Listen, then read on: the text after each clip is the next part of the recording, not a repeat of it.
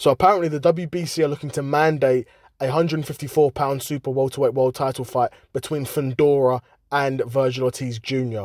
Now, of course, following Vergil Ortiz Jr.'s win over Lubin, there's a lot of momentum that he's got right now. And again, huge puncher, stopped Lubin in the second round, coming off the biggest win of his career today. Actually, probably not the biggest win. Madrimov is probably the biggest name on his resume, but the most impressive win, in my opinion.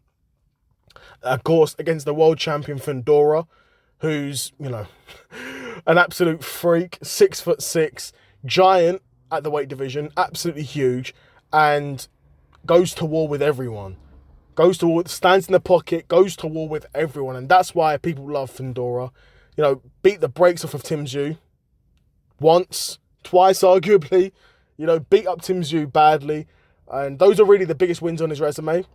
Against the Vergil Ortiz, like I said, who's got some names on his resume, like a Madrimov and like a Lubin now as well. He stopped Lubin, put a beating on him, just put him out on his feet. It was a bad stoppage for Lubin.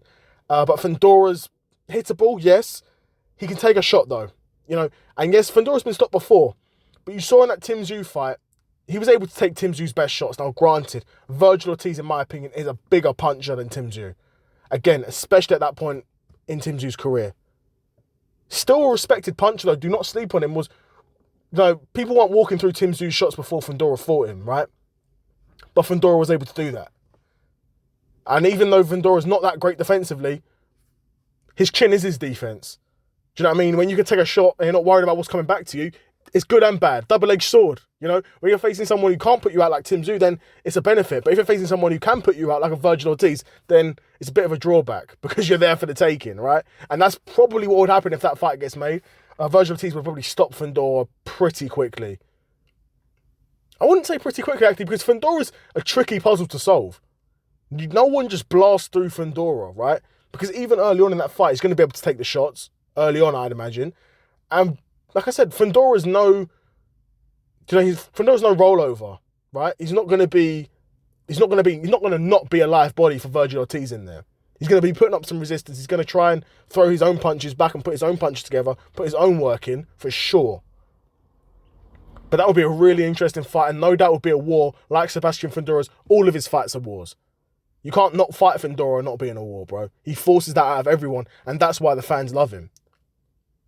But if that fight for the WBC gets mandated, then of course, again, the big fight that everyone wants at 154 is him versus Boots. Ortiz versus Boots, sorry.